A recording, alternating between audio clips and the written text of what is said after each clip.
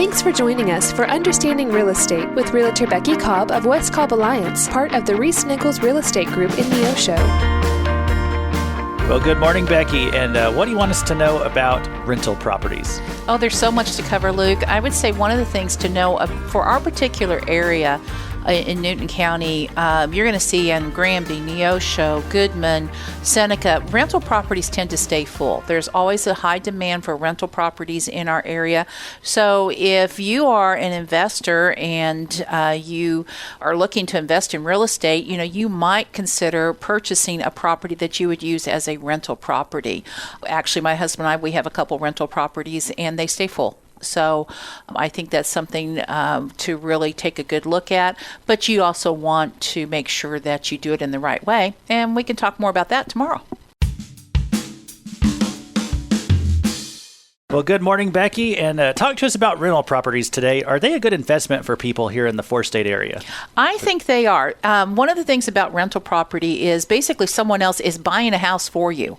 And so that makes it a very good investment. If you've got the down payment for it, and you talk with your local lender, but you've got a down payment and you're purchasing a rental property, essentially your tenant is the one that's making the payment. So that sounds like a pretty good investment to me, and that's the way I would approach it and think about it. And there's many different ways to do that, and I'm certainly other people you could seek counsel from.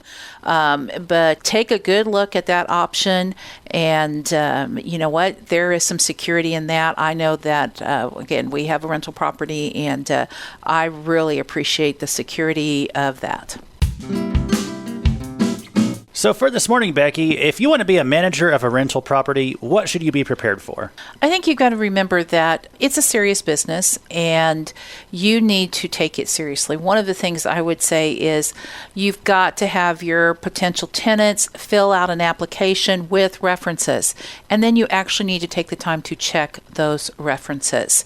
Never, ever, ever rent a house on the same day that they show up to look. You've got to take the time to check them out, make sure that they are a good risk, because you're going to be putting somebody in one of your most valuable assets. And unfortunately, some tenants have been known to actually destroy a property and hurt its value.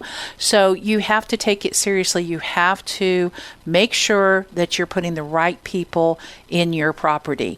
And there are some classes available on being a landlord, and I would look into that as well, because tenants have rights and you have rights. So be sure you're aware of those. So, Becky, we've been talking this week about managing rental properties, and what do you think that potential landlords need to know about tenants' rights? First of all, your tenants do have rights. Yes, the property is your property, but once you rent it to them, they're renting it with the expectation that their privacy is going to be respected, and that is going to be their home sweet home during their tenancy. You do need to give, if for some reason you are going to sell the property or you want to evict these tenants, they have to have at least a 30-day notice. You may need to consult with an attorney. In fact, it's not a bad idea to do that if you're in a situation where you're actually needing to evict somebody. We run into this, if they're wanting to sell the property and landlord's wanting to sell it, then making sure that the tenants are aware of that and are agreeable to having the property shown. And sometimes that can be a little bit tricky because, if they are renting it with the expectation of privacy. So there's a lot of list of tenants' rights, and I would surely check those out before I became a landlord. So yesterday, Becky, we were talking about tenants' rights, but what kind of rights does the property owner have? Well, one of the things as a property owner, you certainly have the expectation that your tenant pays you in a timely fashion. And you want to be cautious about saying, okay, it's okay if you're going to be late with the rent.